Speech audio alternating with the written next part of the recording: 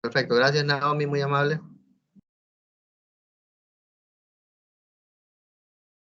Excelente. Inicia la grabación entonces y comenzamos. Estamos en el tema de la semana 9, comprendida del 14 al 20 de marzo, y ahora vamos a tratar de ver lo que son las ecuaciones en Excel para operaciones de interés compuesto. Es decir, aquí nos vamos a enfocar más en presentar la clase de ahora y el video que vamos a generar como una especie de mini tutorial, donde van a poder tener ustedes el paso a paso para efectos de hacer correctamente los cálculos de las ecuaciones de interés compuesto mediante el uso de Excel. Es de recordar, ya tenemos una pequeña experiencia cuando trabajamos en el interés simple de cómo se debían hacer estos ejercicios y mirábamos la discrepancia que había entre la forma en la que el autor planteaba los ejercicios y la forma en la que se les recomendó hacerlo. Porque recordarán ustedes de que la metodología utilizada en el material comprendía el rotular cada una de las celdas, poniéndole específicamente si se trataba de monto, capital, plazo, o tasa. Entonces, el inconveniente era cuando queríamos hacer lo mismo en otros ejercicios, en el mismo archivo en Excel, ya no se podía, porque la celda ya estaba numerada, referenciada y clasificada de esa manera. Entonces, ahora lo que vamos a hacer es procurar retomar el apartado de los cálculos de manera práctica, ¿verdad? De manera como ya la conocemos, para efectos de que generemos ese pequeño mini tutorial.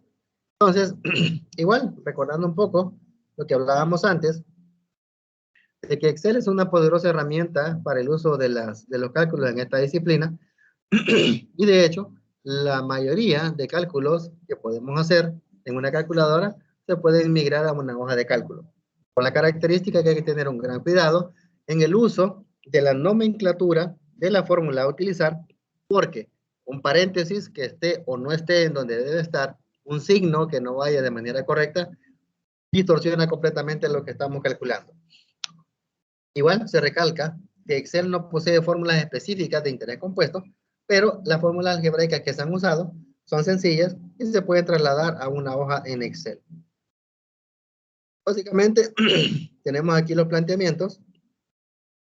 Me agrada reconocer de que en la medida que hemos venido avanzando a lo largo de la asignatura, ya hay cierto hándicap en ustedes, ya hay cierta experticia a la hora de revisar un ejercicio, donde empiezan a identificar los elementos que comprende, la interpretación que hay que hacer de la información del ejercicio y después sacar los datos, ¿verdad? De manera así ya prácticamente automática. Entonces, vamos ahora a hacer la misma dinámica de trabajo, de revisión y análisis e interpretación de cada ejercicio y migrar las operaciones a Excel para efectos de que tengamos ya la práctica. Vemos entonces un primer ejemplo. Una persona deposita 4,000 en una cuenta de ahorro que paga 1% mensual, capitalizable mensualmente. Retira su dinero luego de 3 años. Se pregunta, ¿cuál es el monto acumulado? Y 2, ¿cuánto ha generado en concepto de intereses? Es decir, este ejercicio comprende 2 preguntas. Por lo tanto, el resultado que nos permite obtener la hoja de Excel va a servir para responder 2 cosas. La primera, ¿cuál es el monto que se genera en la acumulación de todos los valores de intereses durante el periodo? Y segundo, ¿cuánto es lo que corresponde exclusivamente a intereses? Desde la perspectiva, lo que tenemos que hacer es, como ya sabemos, sacar los datos, ¿verdad? Considerando de que el depósito de 4,000, como es en el momento cero, ¿verdad? El día de hoy, se refiere al capital. La cuenta de ahorro paga 1% mensual, capitalizable mensualmente, significa que el porcentaje es mensual y su capitalización es mensual. Por lo tanto, no hay que convertirla, únicamente pasarla de porcentaje a decimal. Aquí es donde viene lo interesante, que el dinero lo retiramos luego de 3 años. Como lo hacemos desde la perspectiva del tiempo normal, tenemos que hacer coincidir tasa de interés con el plazo. Y si ya sabemos que la tasa de interés es mensual, capitalizable mensualmente, entonces solo tenemos que hacer considerar el valor en años trasladado a meses. 3 años por 12 meses nos da 36 meses de plazo. ¿Ya? Entonces, teniendo los datos acá, ya tenemos la fórmula y después nos empezamos a divertir con Excel. La clave es, como les digo, que aquí estábamos considerando la forma en la que lo planteaban, donde se le colocaban los nombres a cada celda Y de hecho, pedagógicamente hablando es bueno, ¿verdad? Para que se tenga el detalle de cómo es que está estructurado, ¿verdad? Capital, factor de 1 más la tasa elevada al plazo. Pero como hemos dicho, lo relevante aquí tiene que ver con el nombre que le demos al valor a la par de la celda que estamos trabajando, ¿verdad? Esta celda tiene la palabra capital, pero la celda en sí, para Excel, no tiene nombre, ¿verdad? No está rotulada con un nombre. Entonces, trasladándonos a la hoja de cálculo, podemos ver que el ejercicio nos indica monto, que es lo que andamos buscando.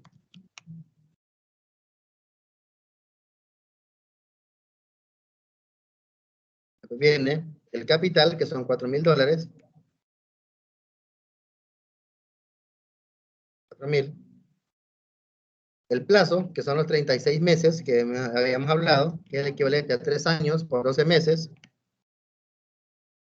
36. Y después tenemos la tasa, que es el 1% capitalizable mensualmente, ¿verdad? Entonces la tasa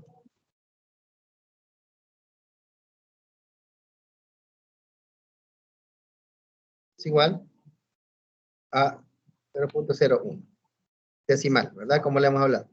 Entonces, lo que nos está pidiendo buscar es esto, el monto. ¿Cómo lo hacemos? Simple, basándonos en la información que tenemos y en la estructura de la fórmula con la que vamos a trabajar, hacemos el pequeño arreglo considerando los mismos esquemas de colocación de los datos en la hoja en Excel. ¿Cómo? El dato del monto va a ser igual a nuestro capital multiplicado por el factor de 1 más la tasa de interés cerrado elevado al plazo, ¿verdad? Elevado al plazo. Una vez teniendo esto, damos Enter y obtenemos que el valor que estamos obteniendo en términos de lo que es respuesta sería 5,723.08. Verificando el material, podemos identificar que el resultado es correcto, ¿verdad? 5,723. En este caso, pues aquí tenemos 2 centavos, ¿verdad? Porque la tenemos configurada así.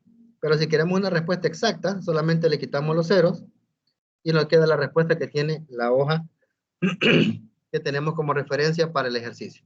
¿Ya? 5,723 es esto mismo. Pero como repito, tiene que ver con la forma en la que usted lo haya planteado. Aquí lo tenemos, ¿verdad? El primer ejemplo. Entonces tenemos la información del cálculo de un monto.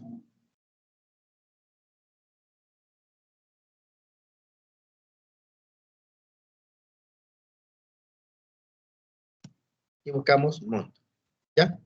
Tenemos ya el primer detalle entonces sobre cómo lo podemos identificar. Vámonos al siguiente.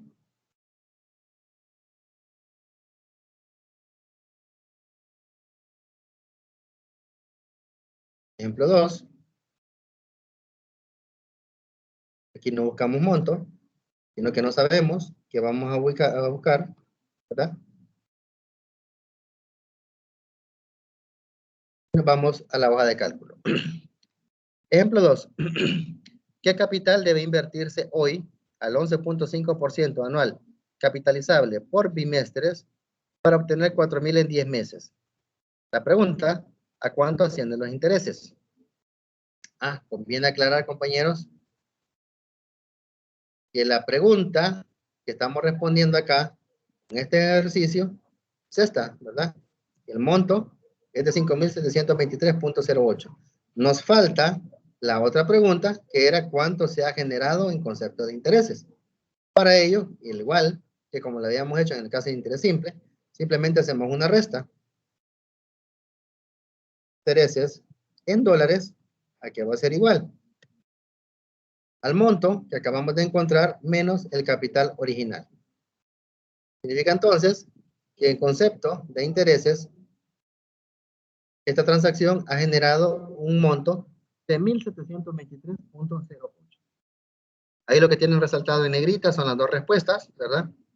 Con las cuales ustedes van a retomar la cifra y dar la respuesta a la pregunta, ¿verdad? ¿Cuál es el monto acumulado? Partiendo de aquí decimos, el monto acumulado es de 5.723,08.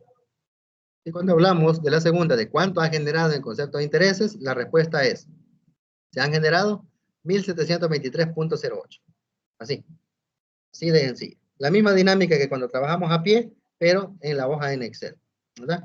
Ahora sí, vamos al ejemplo 2. Ya vimos que lo que nos estaba pidiendo era el capital. Entonces vamos con el detalle de los datos. Ejemplo 2. ¿Qué capital debe invertirse al 11.5 anual capitalizable por bimestres para obtener 4.000 meses?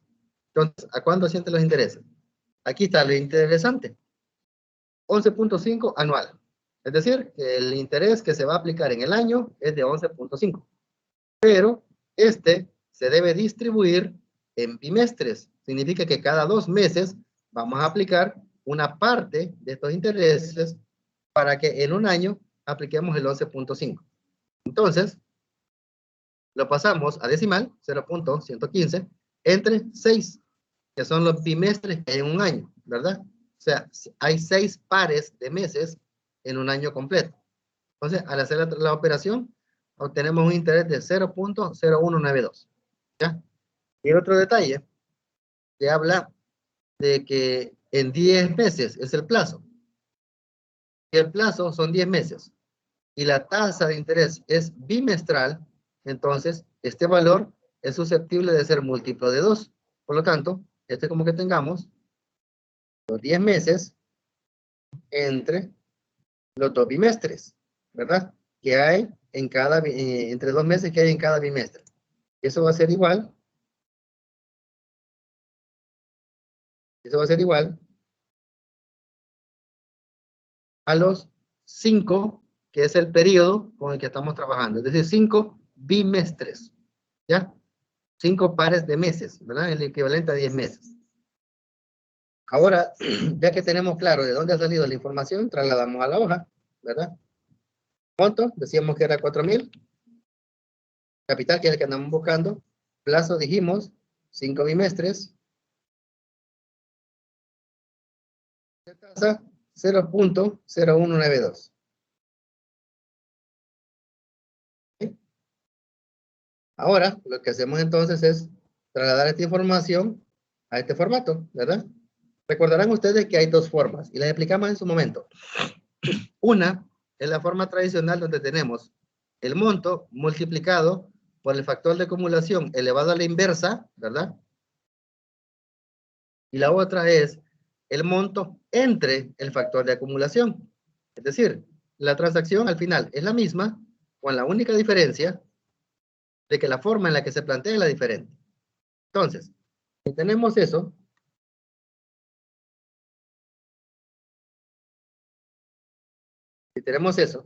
vamos entonces a la hoja, ¿verdad?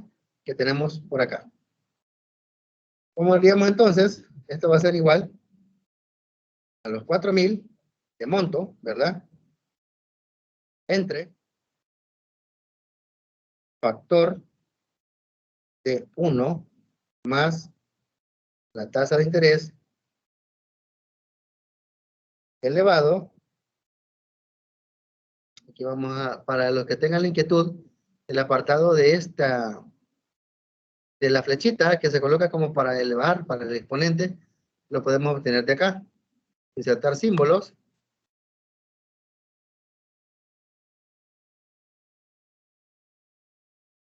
Aquí medio planteada la fórmula ahorita. Acá. Insertar símbolos. Símbolo. Acá lo tenemos. ¿Verdad? Tiene un código para sacarse según teclado también. Ahí valorarán ustedes si les resulta más fácil, ¿verdad? Pero básicamente esto es lo que ocupamos. Entonces, teniendo ese valor aquí, planteamos correctamente ahora la ecuación. Tenemos monto entre factor de 1 más la tasa de interés, cerramos, elevado, ¿verdad? Al periodo, obtenemos 3.637.16, que al hacerlo, en la fórmula que tenemos como ejemplo,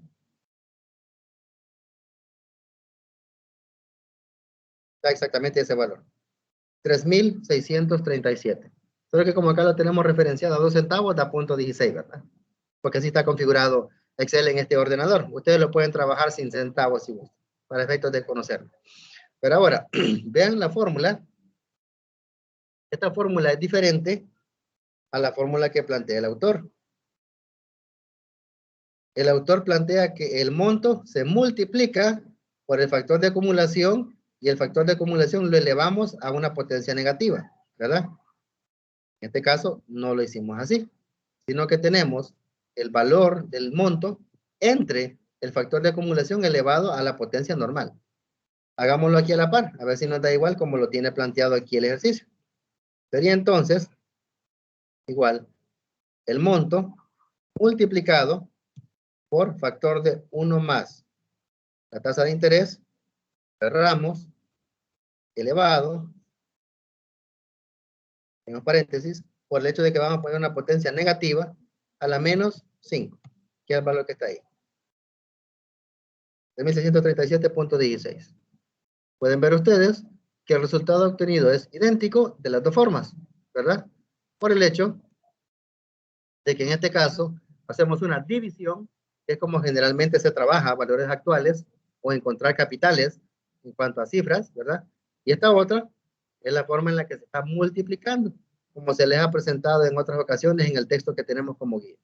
El resultado es idéntico, pero el planteamiento es diferente. Acá multiplicamos por un factor elevado a un exponente negativo. Y acá dividimos entre un factor elevado a exponente positivo. ¿Cualquiera de las dos formas es válida? Sí. Ahí va a depender de con cuál de ellas se sientan ustedes más cómodos, como les he mencionado. A veces suele haber confusión cuando hacemos planteamientos de este tipo, ¿verdad? Y al final lo que salimos calculando son otros valores futuros, ¿verdad? U otros montos, ¿ya? Cuando este dato no es tomado en cuenta, este punto de acá, el valor negativo. Entonces, para evitar esa confusión, se recomienda hacerlo así. Mediante una división, ¿verdad? Para tenerla acá. Pero como repito, ya queda a criterio de ustedes. Ok, entonces, de acá,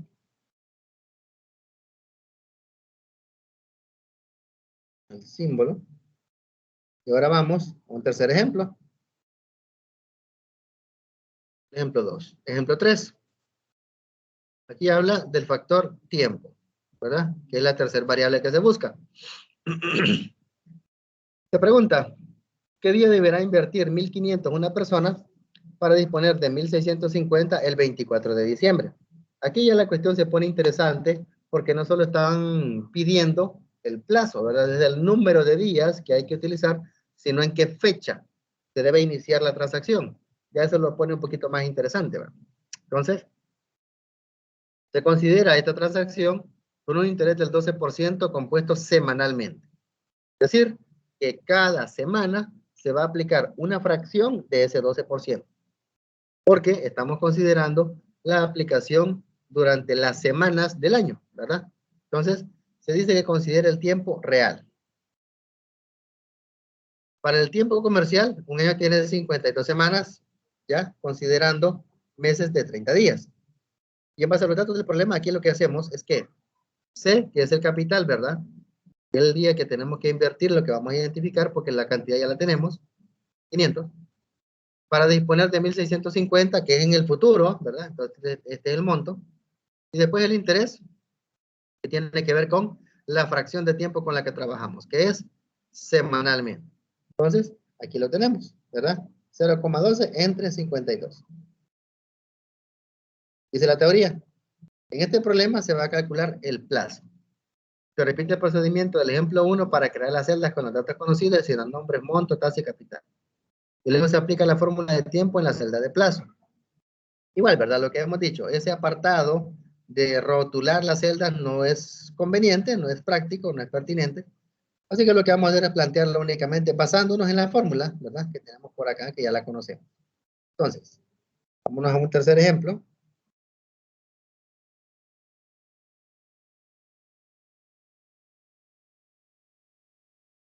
Ejemplo 3. Y aquí lo que nos está pidiendo encontrar es el plazo. Haciéndolo así, tenemos ahora Y el capital a considerar son 1.500. Capital, 1.500. El monto que espero obtener al 24 de diciembre, 1.650. El plazo, que es la incógnita que busco, y la tasa tiene que ver con el resultado que obtuve, que sería igual 0.2 entre 52, 0.0023. ¿Por qué recalco este apartado? Porque en ocasiones planteamientos de este tipo se ven comprometidos por la falta de un cero. En ocasiones. Hay veces que se hacen cálculos muy buenos, pero a veces un dato de estos falta y eso distorsiona completamente el resultado. Está bien planteado, bien operativizado y se obtiene una respuesta, pero está incorrecta, porque uno de estos datos le hace falta un valor. ¿Ya? Era lo importante, que es tener la precisión de colocar correctamente los valores en base a las operaciones que hacemos. Aquí es 0.0023. ¿Vemos acá? 0.0023. Correcto. Entonces ahora aplicamos la fórmula que ya tenemos definida, ¿verdad? En atención a lo que ya conocemos cómo se prepara. Es trasladar esto a la hojita en Excel y lo hacemos así. El plazo va a ser igual al logaritmo hace 10. ¿De qué cosa? De el monto entre capital. Monto entre capital. Cerramos, ¿verdad? Y toda esa expresión la divido entre el logaritmo natural, logaritmo 10, perdón, el exponente que va debajo, que sería 1 más tasa. 1 más la tasa. Esto que tenemos planteado acá es exactamente lo mismo que tienen ustedes aquí en el material. Con la única diferencia que aquí le han puesto nombre a la celda y acá únicamente hemos considerado el código de la misma, ¿verdad? A la hora de dar enter, obtenemos 41.4868. En el material se obtiene 41.34. Esto es probablemente por la forma en la que se utiliza o la versión de Excel que se utiliza, ¿verdad? La diferencia no es relevante, no es muy significativa, pero la clave es de que una vez obtenemos esto, ¿verdad? 41.34 en este caso, 41.48 en este caso, debemos hacer lo siguiente. Una vez que identificamos el plazo, dice la teoría, que debemos hacer la inversión con 41.34 semanas de anticipación. ¿Por qué? Porque recordemos que el interés está en esa fracción de tiempo. Estos no son días, son semanas, ¿verdad? Por la interacción que tiene el interés asociado a esta transacción. Entonces, para encontrar la fecha correcta, convertimos el tiempo en días. Esto ya lo sabemos, ¿verdad? ¿Cómo se hace? Tiene que ver con 41.34 igual a la multiplicación de esto por el número de días. Podemos verlo acá. En cuanto a días, sería igual esto multiplicado por 7, 290.41 más o menos. Aquí, que está bastante similar. ¿Pueden ver ustedes? 290, 290, ¿ya? Y si manejamos el apartado de reducir las cantidades, queda el mismo 290. ¿Me explico? 290. No hay suficiente valor a la derecha de este cero como para que el valor se distorsione por un día más. Porque verán ustedes que es 0.41, entonces es menos de un día. Por lo tanto, da el mismo 290 que tenemos acá. ¿Sí? Entonces, nos dice el autor, al calcular el tiempo en días, se debe aproximar al entero más cercano, porque el interés es incorporado por día, sin importar la fracción que haya transcurrido. Para determinar la fecha final, puede situarse en un calendario y contar 290 días hacia atrás. O sea, ¿se puede? Sí, pero no tiene ningún sentido hacerlo, ¿verdad? Partiendo primero que tenemos la herramienta, que es Excel, y segundo, considerando el hecho de que hay formas más prácticas de poderlo hacer. Entonces, vamos a hacer el uso de Excel y lo hacemos de esta manera. Tenemos acá, ingresamos en una celda, cualquiera, la fecha de referencia, 24 de diciembre. Excel dará formato de fecha a la celda y obtendrá el resultado siguiente. ¿Verdad? Lo podemos ver acá. Vamos a hacerlo aquí. 24 de diciembre, 24 días, 24 días. Es lo mismo, ¿verdad? ¿Okay? Ahí está el mismo valor, porque ya por defecto Excel la configura. Solo que le pone este año, va, pero bueno, lo importante es la fecha. Entonces, una vez tenemos la fecha ingresada, en la celda de la columna siguiente, o en la que usted quiera, se determinará la fecha buscada. ¿Y cómo lo hacemos? Simplemente lo que tenemos que hacer es que a la fecha que acabamos de digitar, le restamos el valor en días que tienen que ver con la transacción que estamos viendo. Sería entonces 24 de diciembre menos los 290 días que hemos encontrado. Sería entonces 24 de diciembre igual 24 menos los 290 que tenemos acá, 8 de marzo. Bueno, aquí da 9 de marzo, ¿verdad? Probablemente porque sea año bisiesto. Pero la clave radica en que cuando hacemos esto, ¿verdad? Al hacerlo, obtenemos de manera automática la respuesta. En este caso, probablemente sea por el hecho de que tenemos valores acá que están considerándose como puntos de fracción, que pueden ver ustedes acá, ¿verdad? Probablemente esta parte sea que considere un día más, ¿verdad? Y por eso el valor a obtener sea menor que el que tienen ustedes aquí. Pero bueno, lo importante es que el uso de la herramienta determinen ustedes la bondad de su aplicación, porque es mucho más práctico hacer esto que estar contando en un calendario hacia atrás, ¿verdad? O irse en su celular, ¿verdad? Y estar buscando en la agenda, ¿verdad? Donde están los calendarios, la fecha que corresponde. ¿Me explico? Entonces, ahí pueden ver ustedes en la que se puede generar la forma de obtener estos resultados. La actividad de la semana que tiene que ver con Excel es un foro colaborativo, ¿verdad? Donde se les pide que organizados en equipos de trabajo resuelvan los problemas que están cargados en la plataforma. Al final, pues igual, como lo han hecho en foros anteriores, que de hecho es muy buena la participación que han tenido, pero veo que es bien poca la participación, ¿verdad? En foros de semanas anteriores he visto que solamente 4 o 5 compañeros han cargado la información, bastante bien planteados, por cierto, ¿verdad? Hay que reconocer eso. Pero sí sería bueno que los demás también aprovecharan esos espacios, porque eso da la pauta de que ha habido práctica, ¿verdad? En lo que se está haciendo. Porque quieras o no, eso es lo importante para que los exámenes no tengamos alguna sorpresa por ahí, ¿verdad? Se menciona, como ya saben ustedes, que la fecha límite para presentarlo es el domingo de esta semana y la actividad no tiene ponderación en este cómputo. ¿Ya? Ahí tenemos el tema para este día. Entonces, damas y caballeros, dudas o inquietudes las pueden plantear en este momento.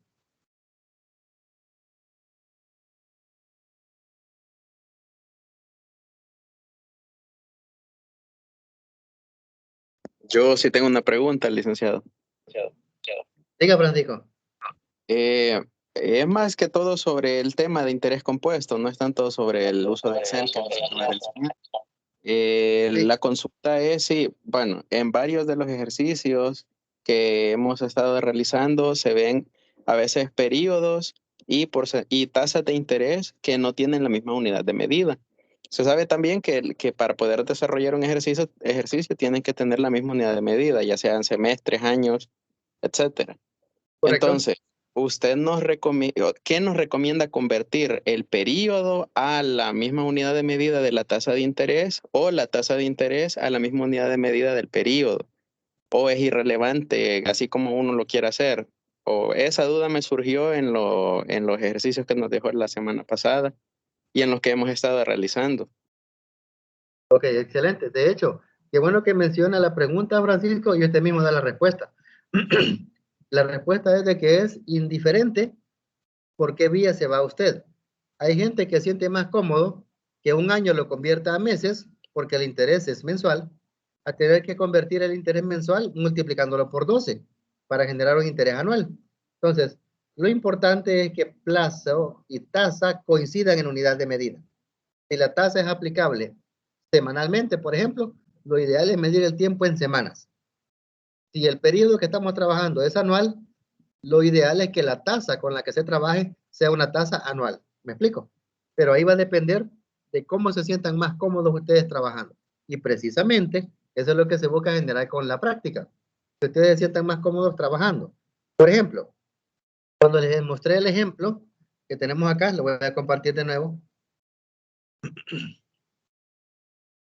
Cuando vimos esto, En el caso del ejercicio, del ejemplo 2. Aquí tenemos una división, que es como la mayoría de autores lo presentan, ¿verdad? Lincoln Portus, por ejemplo, lo presenta así. Díaz Mata lo presenta así, como una multiplicación.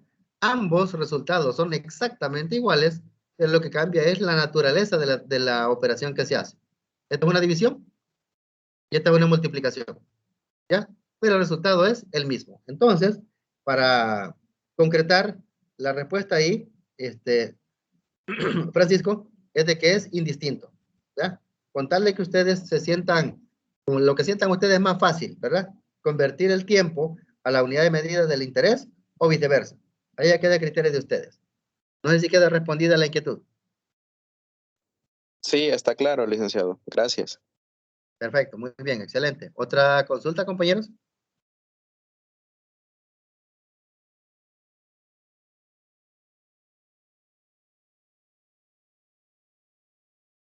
¿Alguna duda o comentario, jóvenes? Si no las hay, por favor, avísenme, ¿verdad? Para efectos de ir ya finalizando la jornada, ¿verdad? Me imagino que tienen otra actividad posteriormente ustedes, según la calendarización de clases programadas. Me confirman, por favor, a través del chat o en el audio, como ustedes quieran.